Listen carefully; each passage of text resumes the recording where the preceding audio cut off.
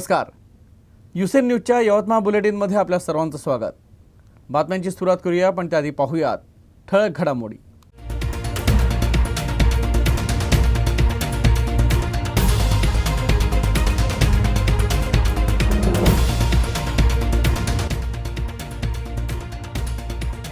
यवतमाळच्या पालकमंत्र्यांनी घेतला पीक विमा वाटपाचा आढावा. अवकाळी पाऊस नुकसानीचा घेतला आढावा. अवकाळी पावसानं झालेल्या नुकसानीचे सर्वे करण्याचे दिले आदेश.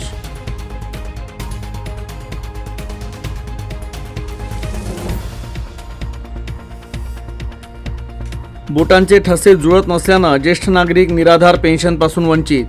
थंब सिस्टीम बंद करण्यासाठी मुख्यमंत्र्यांना निराधार संघटनेचं निवेदन.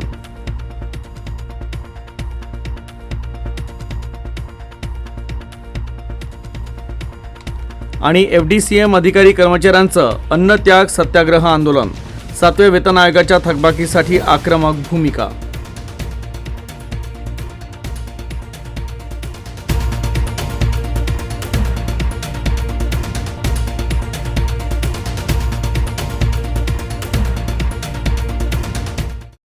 पीक विमा रक्कम वाटप आणि यवतमाळ जिल्ह्यात झालेल्या अवकाळी पावसामुळे शेतपिकाच्या नुकसानीसंदर्भात पालकमंत्री संजय राठोड यांनी जिल्हा अधीक्षक कृषी अधिकारी कार्यालयात आढावा घेतला. पीक विमा रकमेबाबत शेतकऱ्यांमध्ये नाराजी आहे. नुकसानीच्या सूचना दिलेल्या शेतकऱ्यांना शासन निर्णयानुसार कृषी विभाग आणि कंपनीनं संयुक्त सर्वेक्षण करून पीक विमा रक्कम देणं गरजेचं होतं. या संदर्भात कृषी विभाग आणि विमा कंपनीनं दुर्लक्ष केल्यानं येत्या अधिवेशनात मुख्यमंत्री एकनाथ शिंदे यांच्या अध्यक्षतेखाली बैठक घेणार असल्याचं पालकमंत्री संजय राठोड म्हणाले. हा शेतकऱ्यांच्या बाबतीत संवेदनशील जिल्हा आहे. शेतकऱ्यांसाठी चांगले निर्णय शासन घेत आहे. पीक विमा रकमेच्या बाबतीत शेतकऱ्यांमधून नाराजी व्यक्त होत आहे.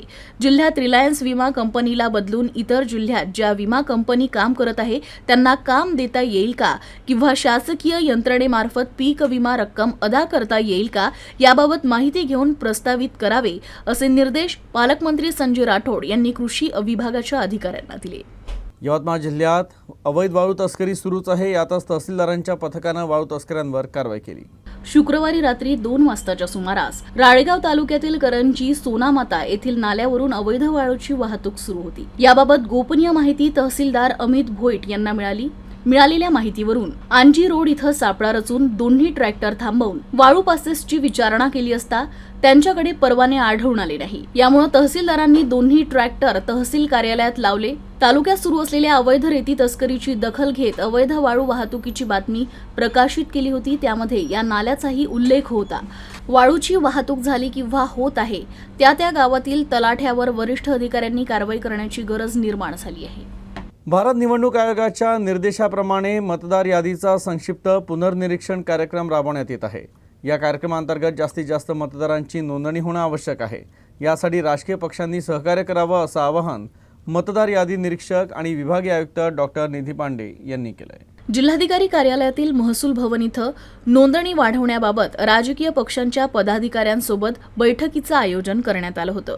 27 ऑक्टोबर रोजी प्रारूप मतदार यादी प्रसिद्ध करण्यात आली आहे. 9 डिसेंबरपर्यंत नवमतदारांची नोंदणीतील बदल, नावे वगळणे, आधार जोडणी तसेच यादीवर दावे हरकती स्वीकारण्यात येणार आहे. यासाठी जिल्हाभर मतदान केंद्रांवर विशेष शिबिर घेण्यात येणार आहे. आयोगाच्या वतीनं नवमतदारांसह नोंदणीपासून वंचित मतदारांची नावे नोंदविण्यासाठी विविध प्रकारचे प्रयत्न करण्यात येत आहे, असे डॉक्टर निधी पांडे यांनी सांगितलं. यवतमाळ जिल्ह्याच्या बाभुळगाव तालुक्यातील मालापूर आणि करळगाव या 2 गावांच्या मतदान केंद्राची पाहणी अमरावती विभागाच्या विभागीय आयुक्त डॉक्टर निधी पांडे यांनी केली. मालापुरा येथील मतदान केंद्राची पाहणी केल्यानंतर त्यांनी कमळगाव येथील मतदान केंद्राची पाहणी केली. यावेळी तहसीलदार गटविकास अधिकारी रविकांत पवार यांनी पुष्पगुच्छ देऊन डॉक्टर पांडे यांचं स्वागत केलं. विद्यार्थ्यांतर्फे सुद्धा त्यांचं स्वागत करण्यात आलं. मतदान केंद्राच्या पाहणी दरम्यान डॉक्टर निधी पांडे यांच्यासह उपायुक्त गजेंद्र बावणे, जिल्हाधिकारी डॉक्टर पंकज आशिया, तहसीलदार गटविकास अधिकारी रविकांत पवार, निवडणूक विभागाच्या नायब तहसीलदार IM कांबळे, BLO संबंधित तलाठी कोतवाल हजर होते. केंद्र सरकारनं सर्वत्र आधार कार्ड सक्तीचं केलं आहे. व्यक्तीच्या ओळखीसाठी बोटांचे ठसे लिंक केले जात आहे. मात्र ज्येष्ठ नागरिकांच्या वाढत्या वयामुळे बोटांच्या रेषा पुसट झाल्या आहे. त्यामुळे आधार कार्ड कितीही वेळा अद्ययावत केलं तरी ज्येष्ठांच्या बोटांचे ठसे उमटत नाही. त्यामुळे वृद्धांसाठी ही पद्धत बंद करण्यात यावी, यासाठी निराधार संघटनेतर्फे मुख्यमंत्र्यांना निवेदन पाठवण्यात आलंय. महाराष्ट्र सरकार 65 वर्षावरील व्यक्तींना निराधार पेन्शन देतं. ही रक्कम जरी तोडकी असली तरी या गरीब वृद्धांना ती महत्त्वाची आहे. महिन्याला 1,500 रुपये निराधार पेन्शन मिळत असतानाच त्यांना आपला संसार भागवावा लागतो. मात्र तेही पैसे त्यांना वेळेवर मिळत नाही. वाढत्या वयामुळं बोटांवरील रेषा या पुसट झाल्या आहे. त्यामुळं कुठलेही बँक व्यवहार करत असताना त्यांचे थंब लागत नाही. बोटांच्या रेषा जुळत नाही, त्यामुळं त्यांना निराधार पेन्शन बँकेमध्ये दिल्या जात नाही. आज हा प्रश्न संपूर्ण भारतात आहे. बोटांचे ठसे जुळत नाही, डोळ्यांचे स्कॅनिंग होत नाही. गेल्या 7 ते 8 वर्षांपासून या कामासाठी आधार दुरुस्ती केंद्र, आधार नोंदणी शिबिरे, बँका, पोस्टांच्या कार्यालयात ज्येष्ठ नागरिक हेलपाटे मारत आहे. अशा शेकडो ज्येष्ठ नागरिकांना असंख्य अडचणींचा सामना करावा लागतोय. यामुळं या निवेदनावर त्वरित कारवाई करून न्याय देण्याची मागणी करण्यात आली आहे. राज्यातील FDCM लिमिटेडचे अधिकारी आणि कर्मचारी 1 डिसेंबरपासून अन्नत्याग सत्याग्रह आंदोलन करत आहेत. हिवाळी अधिवेशनापूर्वी पूर्णपणे काम बंद केल्यानं प्रशासनाचं कामकाज प्रभावित झालं आहे. यवतमाळमध्ये देखील याचे पडसाद उमटत आहे. वनविकास महामंडळाच्या मुख्य प्रशासकीय SDCM भवन नागपूर, नाशिक, चंद्रपूर, भंडारा, यवतमाळ, किनवट, पुणे, ठाणे, गोंदिया या ठिकाणी महामंडळातील कार्यरत आणि सेवानिवृत्त अधिकारी कर्मचारी यांनी अन्नत्याग सत्याग्रह आंदोलन सुरू केलं आहे. वनविकास मंडळातील अधिकारी कर्मचारी यांनी 7वा वेतन आयोगाचा फरक शासन स्तरावरून 2 वर्षांपासून प्रलंबित असल्यानं महाराष्ट्रातील FDCM मधील कार्यरत आणि सेवानिवृत्त अधिकारी आणि कर्मचारी 1 डिसेंबर 2023 पासून शासनाचा निषेध म्हणून अन्नत्याग आंदोलन करणार आहे. या आंदोलनामुळे हिवाळी अधिवेशनापूर्वी शासनाची डोकेदुखी वाढणार आहे. आज रोजी वनविकास महामंडळ अधिकारी कर्मचारी संघटनेतर्फे यवतमाळ विभागातर्फे आम्ही दिनांक 1 डिसेंबर रोजी हा अन्नत्याग सत्याग्रह 7व्या वेतन आयोगाच्या थकबाकीसाठी इथं आम्ही सर्व अधिकारी व कर्मचारी वनविकास महामंडळाचे आज रोजी सत्याग्रह करत आहे. आणि शासनाला एकच विनंती आहे की आमचं जे 5.5 वर्षाची थकबाकी आहे ती त्यांनी त्वरित आम्हाला मंजूर करावी, अशी आमची सर्व अधिकारी कर्मचारी संघटनेतर्फे मागणी आहे. आणि जर या अन्नत्याग सत्याग्रहाची दखल शासनाने घेतली नाही तर दिनांक 4 डिसेंबर 2023 रोजी आमच्या सन्माननीय केंद्रीय अध्यक्ष श्री अजय पाटील साहेब यांनी ठरवलं आहे की सर्व कामबंद आंदोलन आम्ही करू. तर मायबाप सरकारला एवढीच विनंती आहे की त्यांनी आमचं ही मागणी पूर्ण करावी आणि सर्व कर्मचाऱ्यांना न्याय देण्यात यावा, जेणेकरून जे सेवानिवृत्त कर्मचारी आहे त्यांना तटपुंजा निवृत्ती वेतनावर आमचं जीवन जगावं लागत आहे. त्यांना आरोग्याच्या काही समस्या आहे, वैद्यकीय म्हणजे त्यांना गोळ्या औषधाला सुद्धा ती पेन्शन पुरत नाही, अशी हलाखीची परिस्थिती आली आहे.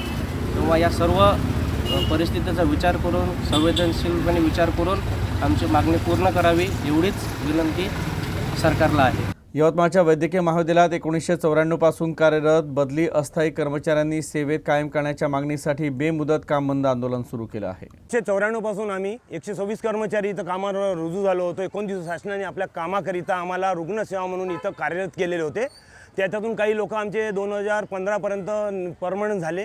त्याच्यानंतर 2006मधून इतर जागा भरण्यात आलेल्या नाही. आम्ही सतत इथे 29 कर्मचारी काम करत आहे आणि पुरेपूर आम्ही रुग्णसेवा पार पाडित असून सरकारने आतापर्यंत आम्हाला कायमस्वरूपी केलेलं नाही आणि कोणतं आम्हाला वेतन आयोग वाढवून दिलं नाही. 2006मध्ये 2006 पासून 6वं वेतन आयोग दिला आहे. 7व्यापासून आम्हाला वंचित केलेलं आहे. फक्त 17,000च्या जवळपास आम्हाला पेमेंट भेटतो आणि तोही आम्हाला वेळेवर भेटत नाही. आम्हाला शासनाने 2006 पासून जे आपण 2007चं वेतन आयोगही देण्यात यावं व आमच्या मागण्या आहे की आम्हाला सगळ्यांना कायमस्वरूपी करण्यात यावं.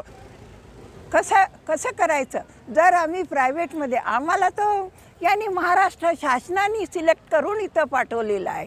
करोनामध्ये आम्हाला ड्युट्या करायला लावल्या. आम्ही करोनामध्ये जीवाला हे करून लेकरं बाळं सगळे सोडून आम्ही सगळे लोकांनी करोनामध्ये एवढी सेवा केली तरी तुम्हाला आमची दया नाही. मग काय शासन आहे, काय गव्हर्नमेंट आहे, काय? आरोग्यमंत्र्यांशी झालेली यशस्वी चर्चा आणि समायोजन कृती समितीस केलेल्या आवाहनामुळे राष्ट्रीय आरोग्य अभियानांतर्गत सुरू असलेलं कंत्राटी कर्मचाऱ्यांचं आंदोलन 13 डिसेंबरपर्यंत स्थगित करण्यात आलं आहे. प्रश्न सोडवण्यासाठी 13 डिसेंबरपर्यंतचा आंदोलकांनी अल्टिमेटम दिला आहे. त्यामुळे सरकारनं शब्द फिरवल्यास 14 डिसेंबरपासून तीव्र आंदोलन करण्याचा इशारा संघटनेतर्फे देण्यात आला आहे.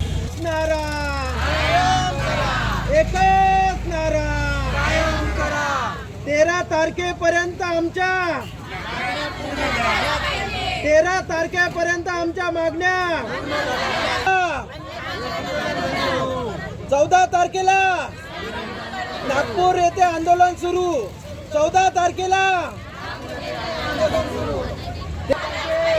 अन्यथा 14 तारखेला राष्ट्रीय आरोग्य अभियान अंतर्गत कार्यरत कंत्राटी कर्मचारी यांनी त्यांच्या न्याय मागण्यासाठी समान काम समान वेतन, नियमित पदावर समायोजन या न्याय मागण्यासाठी दिनांक 25 ऑक्टोबरपासून संपूर्ण महाराष्ट्रामध्ये कामबंद आंदोलन पुकारलेले होते। हे कामबंद आंदोलन मागील 37-38 दिवसापासून संपूर्ण महाराष्ट्रामध्ये अतिशय प्रखर पद्धतीनं सुरू असून आज या आंदोलनाच्या दृष्टीतून सार्वजनिक आरोग्य मंत्री श्री तानाजी सावंत यांच्यासोबत झालेल्या सकारात्मक चर्चेतून त्यांनी संघटनेच्या सर्व मागण्या या मान्य करून तातडीनं सोडवण्याचं आश्वासन दिल्यामुळं आज हे सुरू असलेलं कामबंद आंदोलन संपूर्ण महाराष्ट्रामध्ये जिल्हानिहाय या आंदोलनाला स्थगिती देण्यात येत असून आम्ही शासनाला 13 दिवसाचं याच्यासोबत एक अल्टिमेटम दिलेलं आहे की जर 14 डिसेंबरपर्यंत शासनाने आमच्या सर्व मागण्या या सकारात्मक पद्धतीने मान्य केल्या नाही तर परत आम्ही हे कामबंद आंदोलन अधिक तीव्रतेने सुरू करू या अटीवर आज दिनांक 1 डिसेंबर रोजी आम्ही या आंदोलनाला स्थगिती देत आहोत। आम्ही सर्व कंत्राटी कर्मचारी 25/10/2023 पासून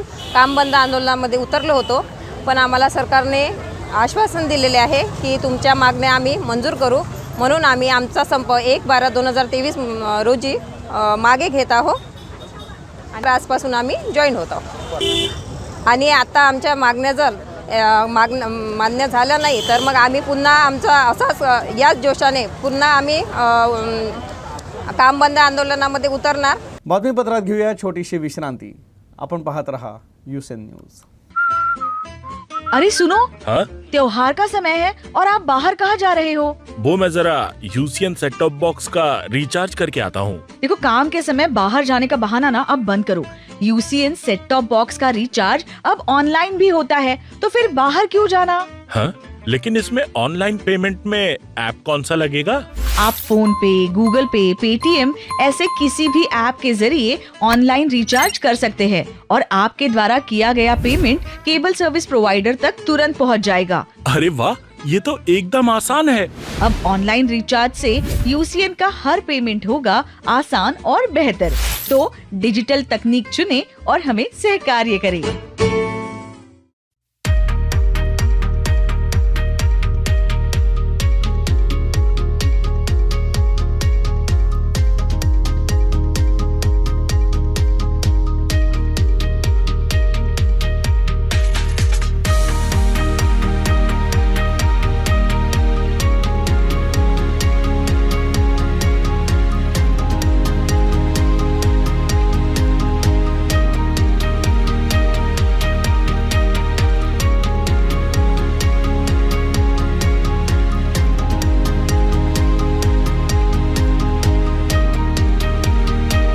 राज्यातील शेतकरी विविध संकटात अडकला आहे। अशात गांजाची लागवड करून आम्हाला नफा कमवू द्या अशी मागणी शेतकऱ्यांनी केली आहे। राज्यातील शेतकरी आर्थिकदृष्ट्या उद्ध्वस्त झालाय। सततची नापिकी, कर्जबाजारीपणा, ओला दुष्काळ, कधी कोरडा दुष्काळ, नैसर्गिक आपत्ती आणि विविध पिकांना उत्पादन खर्च आणि पिकांना भाव न मिळाल्यामुळे शेतकरी चिंतेत सापडलाय। अशा वेळी शेतकऱ्यांवर वाढलेला कर्जाचा डोंगर यामुळे शेतकऱ्यांच्या आत्महत्येत वाढ झाली आहे। अशा परिस्थितीत शेतकऱ्यांची आर्थिक विवंचनेतून मानसिक तणावाखाली येऊन आत्महत्या करतात। शेती हा व्यवसाय तोट्याचा होत असून आता शेतकऱ्यांच्या अडचणीत वाढ झाली आहे। यामुळे शेतकऱ्यांना गांजा लागवडीची शासनानं परवानगी द्यावी अशी मागणी यवतमाळ जिल्ह्यातील शेतकऱ्यांनी केली आहे। दारूतून जेव्हा कर मिळतो तर या गांजातूनही त्यांना कर मिळेल, आम्हालाही शेती परवडेल आणि आम्ही आमच्या मुलाबाळाचं उदरपोषणाचा प्रश्न मार्गी लावू।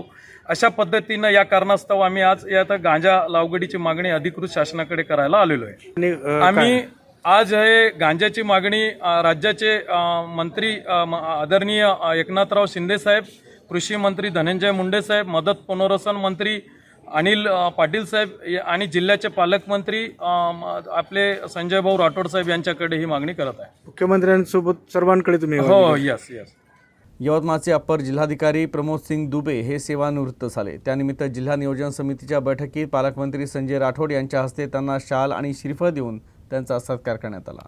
अप्पर जिल्हाधिकारी प्रमोद सिंग दुबे हे सेवानिवृत्त झाले आहे. त्यानिमित्तानं जिल्हा नियोजन समितीच्या बैठकीत पालकमंत्री संजय राठोड यांच्या हस्ते त्यांचा शाल आणि श्रीफळ देऊन सत्कार करण्यात आला.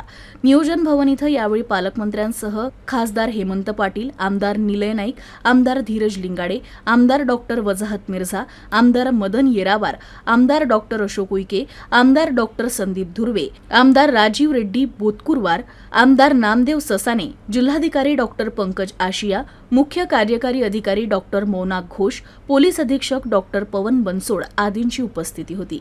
अप्पर जिल्हाधिकारी म्हणून दुबे यांच्या जिल्ह्यातील कार्यकाळ अतिशय चांगला राहिला. सर्वसामान्य कुटुंबातील असलेले दुबे यांनी आपल्या कार्यकाळात सर्वसामान्य नागरिकांना दिलासा कसा देता येईल यासाठी सातत्यानं प्रयत्न केले. पेशानं शिक्षिका असलेल्या चंद्रकला भगत यांच्या जीवनचरित्रावर आधारित लेखक राजाराम जाधव लिखित चंद्रकलश या कादंबरीचं प्रकाशन पालकमंत्री संजय राठोड यांच्या हस्ते करण्यात आलं. ही कादंबरी चंद्रकला भगत यांनी संघर्षातून स्वतःचं अस्तित्व निर्माण केल्याचं ज्वलंत उदाहरण असल्याचं प्रतिपादन पालकमंत्र्यांनी केलं. पेशानं शिक्षिका असलेल्या चंद्रकला निंबाजीराव भगत यांच्या जीवनचारित्र्यावर आधारित लेखक राजाराम जाधव लिखित चंद्रकला या कादंबरीचं प्रकाशन पालकमंत्री संजय राठोड यांच्या हस्ते करण्यात आलं. ही कादंबरी चंद्रकला भगत यांनी संघर्षातून स्वतःचे अस्तित्व निर्माण केल्याचे ज्वलंत उदाहरण असल्याचं प्रतिपादन पालकमंत्र्यांनी यावेळी केलं. लेखक राजाराम जाधव यांनी शासकीय सेवेत राहून सामाजिक प्रश्न, कादंबरी आणि इतर साहित्य लेखनातून लोकांसमोर आणण्याचा प्रामाणिक प्रयत्न केला असल्याचं पालकमंत्री संजय राठोड म्हणाले. त्यांनी लिहिलेल्या चंद्रकला ही कादंबरी वाचनास सुरुवात केल्यास पूर्ण संपेपर्यंत वाचकांना टिकवून ठेवणारी असल्याचं देखील ते म्हणाले. केमिस्ट भवन इथं आयोजित या पुस्तक प्रकाशन सोहळ्याच्या अध्यक्षस्थानी ज्येष्ठ पत्रकार न मा जोशी यांची प्रमुख उपस्थिती होती. यवतमाळ जिल्ह्याच्या मारेगाव तालुक्यातील शेत शिवारांमध्ये मोठा कोंबडा बाजार भरतो. इथे कोंबड्याच्या झुंजीवर लाखो रुपयांचा जुगार देखील खेळण्यात येतो. कोंबड्याच्या दररोज होणाऱ्या झुंजी लावण्यासाठी मोठी जत्राच भरत असल्याचा व्हिडिओ सध्या व्हायरल होत आहे. मात्र पोलिसाचं आणि प्रशासनाचं याकडे दुर्लक्ष आहे. यवतमाळच्या मारेगाव तालुक्यातील नेर शेत शिवारात मोठा कोंबड बाजार भरत असून या ठिकाणी लागणाऱ्या कोंबड्यांच्या झुंजीवर लाखो रुपयांचा जुगार खेळला जातो. या ठिकाणी कोंबड्यांची झुंज लावण्यासाठी मोठी जत्रा भरत असल्याचा व्हिडिओ देखील व्हायरल होत आहे. या अवैध धंद्यांकडे पोलिसांचं मात्र दुर्लक्ष आहे असा प्रश्न उपस्थित केला जातोय. त्यामुळे अनेक संसार उद्ध्वस्त होत आहे. जिल्ह्यात अवैध धंदे जोरदार चालत असल्याची तक्रार देखील जिल्ह्यातील आमदारांनी केली असून लवकरच जिल्हा क्राईम मीटिंग आयोजित करण्याचे निर्देश पालकमंत्री संजय राठोड यांनी दिले.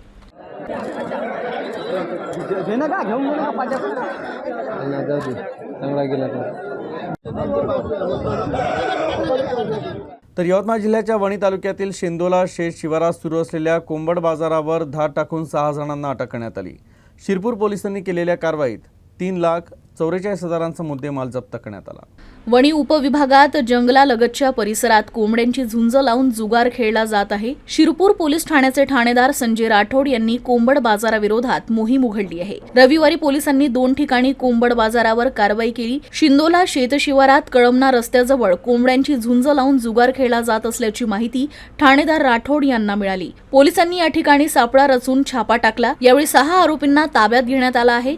त्यांच्याकडून 3 जिवंत कोंबडे, 6 दुचाकी, रोख रक्कम असा एकूण 3,44,000 रुपयांचा मुद्देमाल जप्त करण्यात आला आहे. पोलीस ठाण्यात दिलेली तक्रार मागे का घेत नाही असा जाब विचारत दारूच्या नशेत एका महिलेला मारहाण करण्यात आली. ही घटना आर्णीच्या डोळंबा इथं घडली. बेबीबाई बाबूलाल पवार असं तक्रारकर्त्या महिलेचं नाव आहे. तर रामेश्वर बाबू पवार असं गुन्हा दाखल करण्यात आलेल्या आरोपीचं नाव आहे. रामेश्वर यानं बेबीबाईला पोलीस ठाण्यात तक्रार घेण्यावरून जाब विचारला आणि दारूच्या नशेत मारहाण केली. यावरून बेबीबाईनं पोलिसात तक्रार दाखल केली. पोलिसांनी गुन्हा दाखल केला असून पुढील तपास पोलीस करत आहे.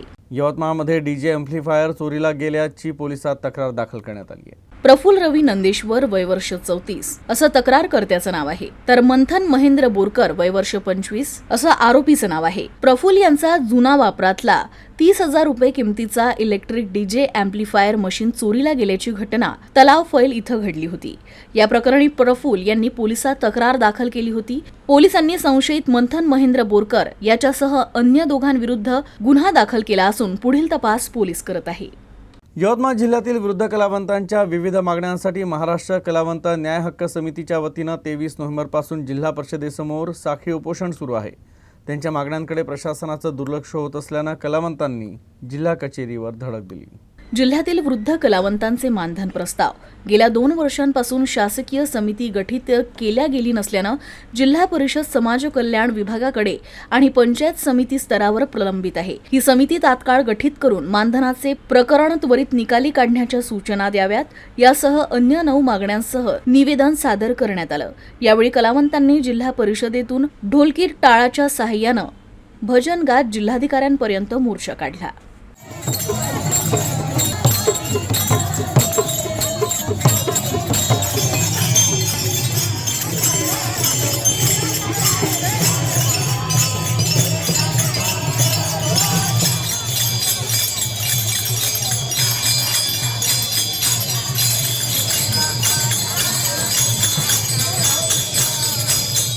कलावंताची मागणी हे आहे का कलावंतांना जो मानधन मिळत आहे, काही कलावंत जे आहेत ते वंचित आहे मानधनापासून, आणि बऱ्याचशा अशा हे आहे की ते तरुणपणामध्ये कलावंत आपली कला समाजामध्ये रुजवत असतात, खेड्यापाड्यामध्ये जाऊन ते गीत गायन करतात, समाज जागृतीचं काम करतात, पण त्यांना अजूनपर्यंत मानधन सुरू नाही आहे.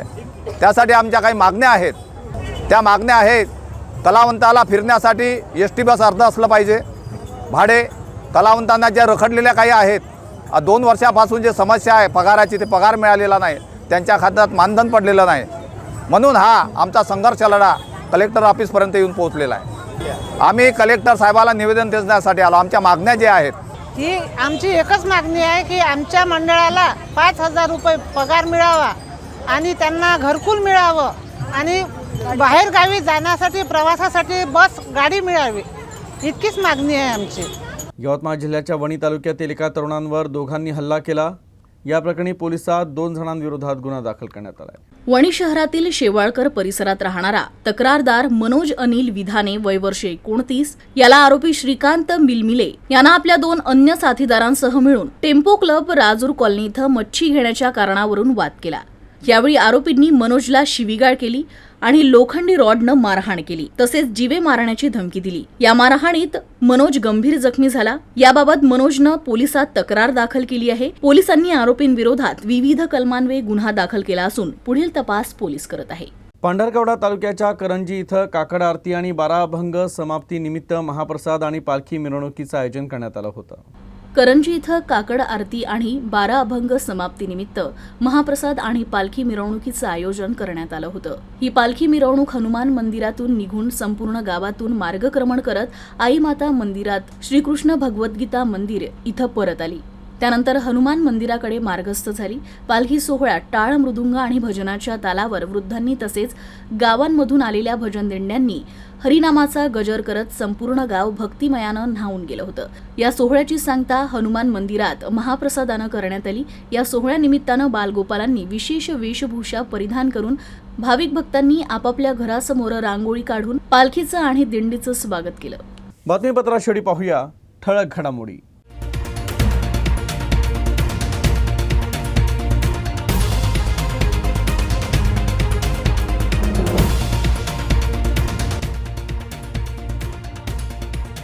यवतमाळच्या पालकमंत्र्यांनी घेतला पीक विमा वाटपाचा आढावा. अवकाळी पाऊस नुकसानीचा घेतला आढावा. अवकाळी पावसानं झालेल्या नुकसानीचे सर्वे करण्याचे दिले आदेश.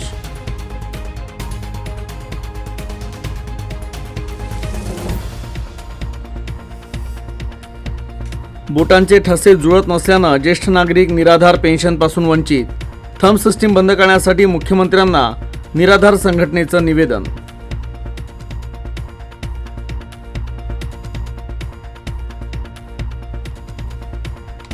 आणि FDCM अधिकारी कर्मचाऱ्यांचं अन्नत्याग सत्याग्रह आंदोलन. 7व्या वेतन आयोगाच्या थकबाकीसाठी आक्रमक भूमिका.